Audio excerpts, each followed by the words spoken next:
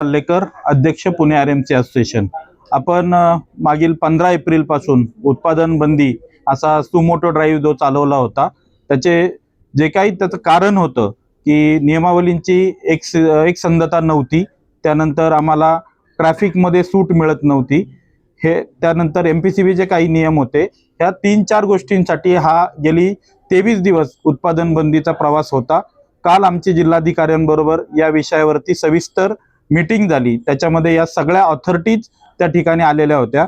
मागे देखील 24 एप्रिल त्यानंतर 30 एप्रिल अशा देखील मीटिंग त्यांच्यासोबत झालेल्या आहेत.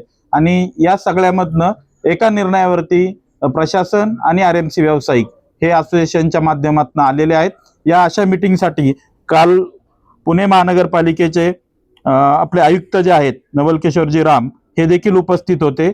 त्याचप्रमाणे एमपीसीबीचे अधिकारी, पीसीएमसी, पीएमसी आणि पीएमआरडीए यांचे देखील बांधकाम क्षेत्रातील अधिकारी त्या ठिकाणी उपस्थित होते.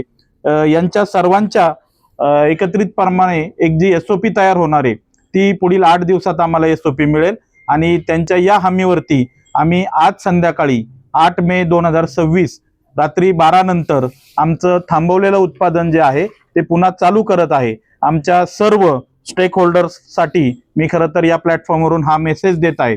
त्याचप्रमाणे काल मीटिंग झाल्यानंतरही उत्पादन आज तागायत थांबवायचं मुख्य कारण म्हणजे जेवढे आमचे 300च्या पेक्षा जास्तीचे आरएमसी उत्पादक शहराच्या भोवतीनं आहेत, या सर्वांना दिलेल्या गाईडलाईन त्यांच्यापर्यंत पोहोचवणं आणि असोसिएशनच्या माध्यमातून त्यांना गाईड करणं, या सर्व नियमावली पाळण्यासाठी त्यांना सांगणं, अशा प्रकारचा ड्राईव्ह आज संध्याकाळी मीटिंग घेऊन सर्व आमच्या व्यावसायिकांना सांगितला जाईल. त्यानंतर आमचं उत्पादन इथून पुढे चालू होईल.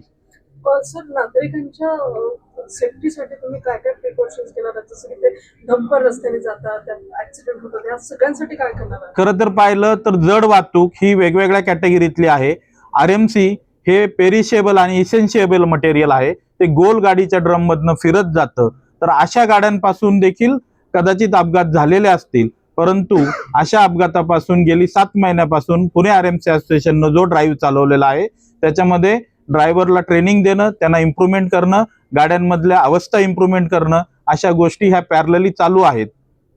ठीक आहे. तुम्हाला ते 3 दिवसांचा काहीतरी क्रायटेरिया दिलाय आतापर्यंत 11 ते 5 या वेळामध्ये पुणे शहरामध्ये काही ठराविक भागांमध्ये आरएमसीचा सप्लाय होत असतो. आता जेव्हा ह्या 5 तासांमध्ये काम होत नाही किंवा क्वालिटी प्रॉडक्ट दिला जात नाही, त्याच्यामुळे ट्रेनचे इश्यू हे स्लॅबला येतात. तर असा देखील आत्ताचा या उत्पादन बंदी थांबण्यामागचा एक आमचा प्रश्न होता. तो आम्ही जिल्हाधिकाऱ्यांच्या मार्फत पुणे आरटीओला आणि पीसीएमसी आरटीओला देखील ऍड्रेस केलेला आहे. तर त्याच्यासाठी 1 महिन्यासाठी आम्हाला बुधवार सकाळी 6 ते 5, त्यानंतर शनिवार आणि रविवार देखील सकाळी 6 ते 5 अशी काम करण्याची मुभा त्या ठिकाणी देण्यात आलेली आहे. इतर दिवसात मात्र 11 ते 5 हीच वेळ आहे. ती देखील अजून आम्हाला सॅटिस्फाईड नाहीये त्या वेळेमध्ये आम्ही, परंतु प्रशासन त्याच्यावरती काम करेल आणि पुढे जाऊन या वेळा देखील वाढवून देतील. कारण एमपीसीबी कडून देखील सकाळी 6 ते 10 ही उत्पादनाची वेळ आम्हाला डिक्लेअर करून देण्यात आलेली आहे. त्याचप्रमाणे पुणे महापालिका पण काम करण्यासाठीची सकाळी 7 ते 9 अशी वेळ त्या ठिकाणी सांगतंय.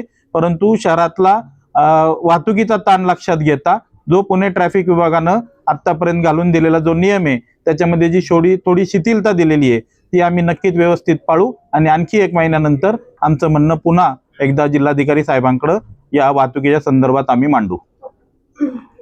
एमपीसीबीच्या गाईडलाईन बद्दल कोणीतरी प्रश्न वेगळे आहेत.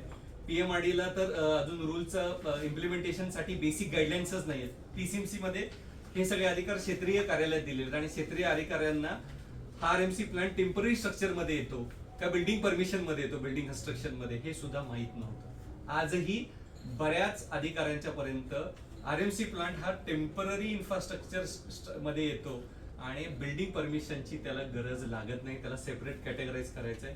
हे आमच्या एवढ्या 23 दिवसाच्या प्रवासात मग अधोरेखित झालं. मीनवाईल महत्वाचा एक टप्पा घडला. 27 एप्रिलला एमपीसीबीचे चेअरमन सिद्धेशजी कदम पुण्यात आले होते आणि त्यांनी 1 तासभर दिला आणि त्या सेशनमध्ये आम्हाला त्यांनी आरएमसीचे प्रश्न समजून घेतले. कॉन्क्रीट सप्लाय पूर्णतः बंद होता.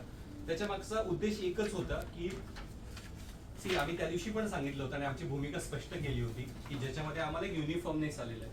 तुम्ही आज ज्या काही कालपासून तुम्हाला आमच्यावर. त्याच्यात सगळ्यात महत्त्वाचं की टप्प्याटप्प्यानं त्या 23 दिवसाचा मी प्रवास सांगू इच्छितो. 15 तारखेला आम्ही हॉल्ट केला. 16 तारखेला आम्हाला मुंबईतून सेक्रेटरीएटनं आम्हाला बोलवण्यात आलं.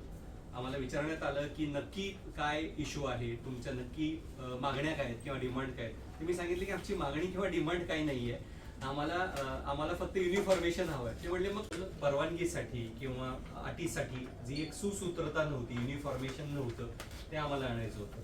या 23 दिवसाच्या प्रवासात आम्ही खूप अप अँड डाऊन्स बघितले.